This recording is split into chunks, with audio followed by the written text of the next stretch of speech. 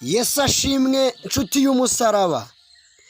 Ku cyumweru tariki ya 5 ukwezi kwa 3 2023, umunsi wa 64 w'umwaka, igihe cyo kwambutswa n'Uwiteka, intambwe nsha.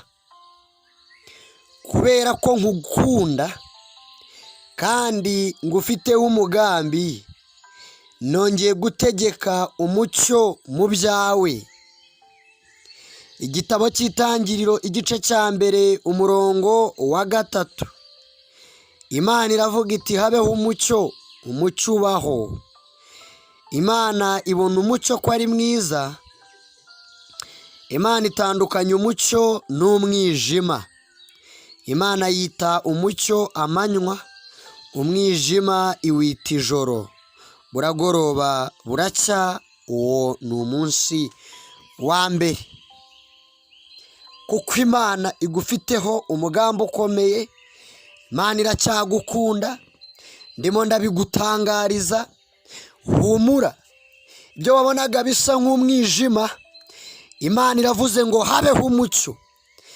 Habeho umucyo mu kazi, habeho umucyo mu mibereho yawe, habeho umucyo mu rugo rwawe, habeho umucyo mu rushako rwawe, habeho umucyo mu bana bawe, habeho umucyo mu busore bwawe, habayeho umucyo mu bukumi bwawe, habayeho umucyo mu muryango w'iwanyu.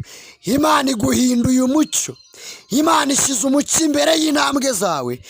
Ya mipangu wajya gupanga bikanga, za project zajyaga zihora zifeyiringa, Imana ishyizeho umucyo. Imana iremye umucyo mu rugendo rwawe rw'agakiza. Uwiteka aremye umucyo. Akira umucyo, akira umucyo, akira umucyo, akira umucyo mu izina rya Yesu. Mana, urakoze kubw'uyu mugisha. Urakoze kuko uturemeye itabaza.